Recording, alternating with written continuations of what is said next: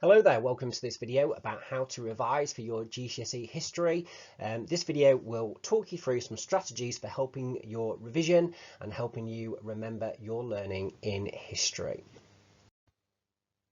All right, so I'm going to kick off and talk about really what doesn't work, and these are a couple of things that I think when people are revising, that's a mistake that they make straight away. So the first thing that really doesn't work with revision is reading and highlighting. So many students will read and highlight their notes, but this doesn't really work very well. Research suggests that up to 84% of students revise in this way, but it's not an effective way to remember information. What's more, it's pretty time consuming. And when you're revising, you want to make sure that the revision that you are doing is having an impact. The other thing that sometimes students do when they're revising is they don't 100% concentrate on their revision. So a big no-no is listening to music whilst revising. Although listening to music is really good for your mood and it can be relaxing, listening to music whilst revising will affect the quality of your learning. And that's because listening to music will use up some of your brain capacity and affect your concentration. Revision is actually quite hard work, and therefore it should be done in silence and in appropriate learning conditions. So unless you actually need your phone to actually do some revisions, such as watching a video or completing a quiz or something like that, you will want to have your phone well away from you, preferably charging in another room. So what does work? Well, basically what does work is lots of testing. We call that retrieval practice. So testing yourself makes your brain retrieve and recall information. We do this in all of our lessons, particularly at the start of our history lessons that we learn about. Now, if we only learn something once, we're likely to forget it quickly. So when we encounter information for the first time, it can quite easily just go into our short-term memory, and then we can forget it quite quickly. Now, a man called Hermann Ebbinghaus researched this as far back as 1885, and this diagram you can see here is what's called Ebbinghaus's famous forgetting curve, and it shows us that we forget information, and in order to really be able to remember that information, then we need to review that information several times. And it's a bit like practicing. If you think about if you're learning, say, a new skill, for example, if you are learning to play a new song on the guitar or something like that, if you play a musical instrument, you're not just going to pick it up the first time you actually play it through. You're going to have to keep practicing it, and that retrieval will help you remember that information. So research suggests that students who self-test 3 times before an exam are likely to do really, really well. So what this means is that when you encounter information, you need to be able to review that information, recall that information, bring that information to mind at least 3 times in order to really successfully remember that when you're actually in that exam situation. Quite often when you learn things, it is actually there somewhere in your brain, but actually can you actually retrieve that information quickly in the actual exam? You all know that feeling when you sort of can partially remember something, it's on the tip of your tongue, and then someone says the information to you and you're like, yeah, of course I do know that. But actually knowing something well is about being able to retrieve that straight away and quickly. And so the more times that we retrieve information, the better that we will be able to learn that information and remember it. So we've learned that retrieval practice works. So when we're doing retrieval practice, when we're bringing information to mind, what works really well is something called spacing. So this means that you space out your revision over several days, and then that will help you to remember more.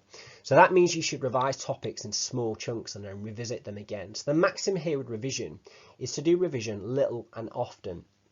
What really doesn't work very well with revision, I mean, it's better than doing no revision at all, but what doesn't really work very well with revision is cramming the night before an exam and spending about 6 hours or something like that trying to remember the whole course before an exam. You want to do that revision little and often. So you want to space out your revision over several days and weeks and months. So really, if you're revising for your exams, it's an ongoing process. You keep recalling that information and retrieving that information. Interleaving is another really good strategy as well. That means mix up the topics you revise. So perhaps spend 30 minutes on one topic or subject and then another 30 minutes on a different topic or subject. So actually mixing up the different things that you're revising.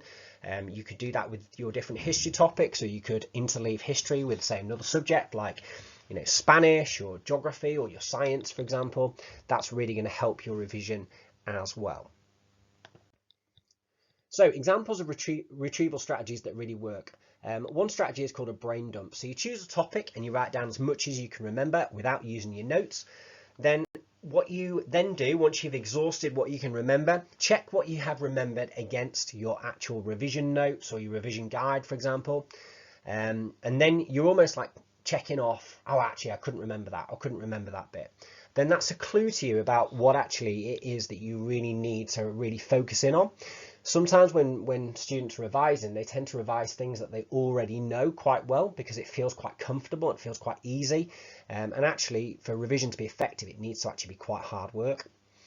Once you've done that, once you've checked what you've remembered against your notes, then you write down what additional information you can remember and recheck that against your notes, and then repeat that process. And that strategy helps you really find out what you can actually remember.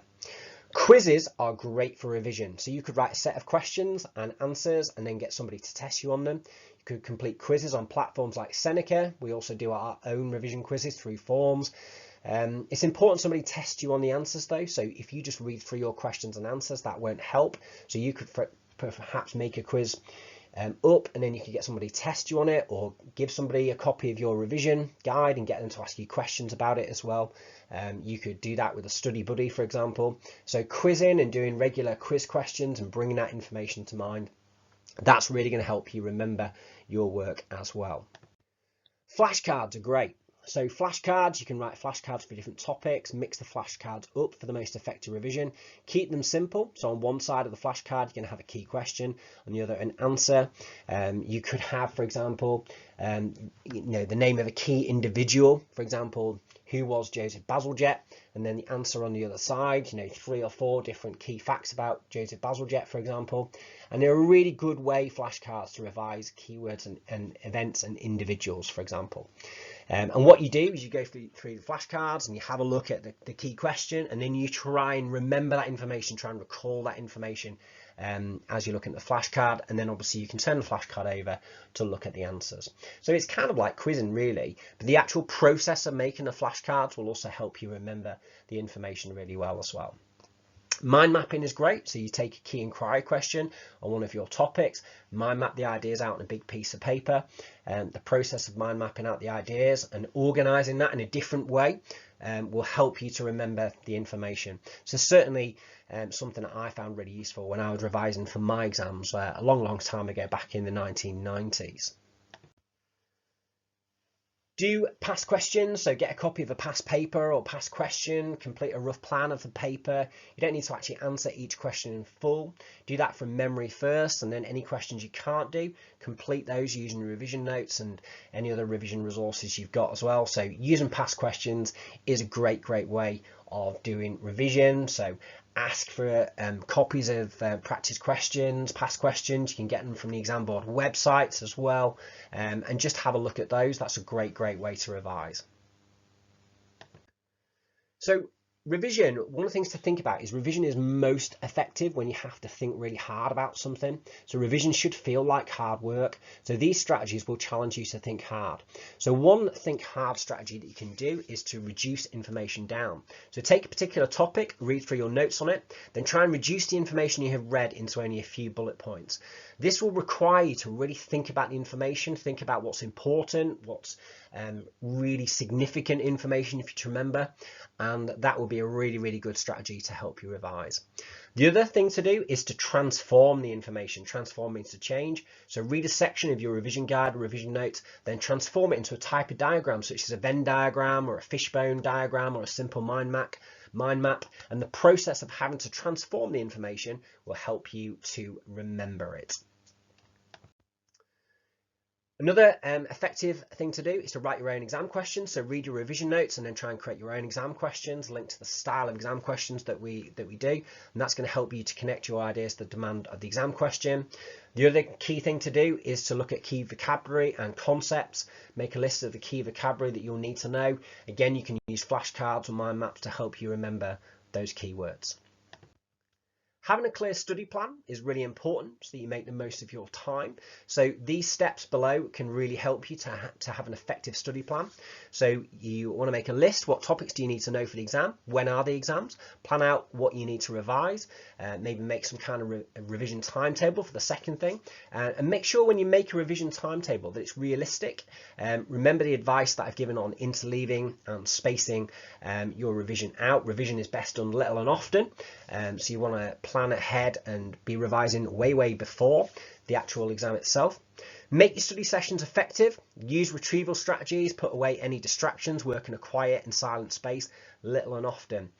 Identify the gaps. So use the curriculum sheets to identify where there might be gaps in your learning. Be mindful of any gaps from COVID, for example, or if you had some time off because of that. And then make sure you close the gaps. So it's tempting to revise what you already know. Don't hone in on, don't do that. Hone in on the topics that you found difficult. Revision should be hard work. And make sure you get the right environment for your revision. So, lounge around on the sofa with a TV on the background, okay, casually reading through your notes is not going to help you remember information. Sitting at a desk, okay, good lighting, good posture, your books around you, doing some kind of active task, that's going to help you to remember your information really well. Focus on your well-being as well. So if you're happy and less stressed about the exams, you'll learn and revise better. So make sure you get some good sleep. Most teenagers need 8 to 9 hours of sleep, but most get by on 6 to 7. So that's really important.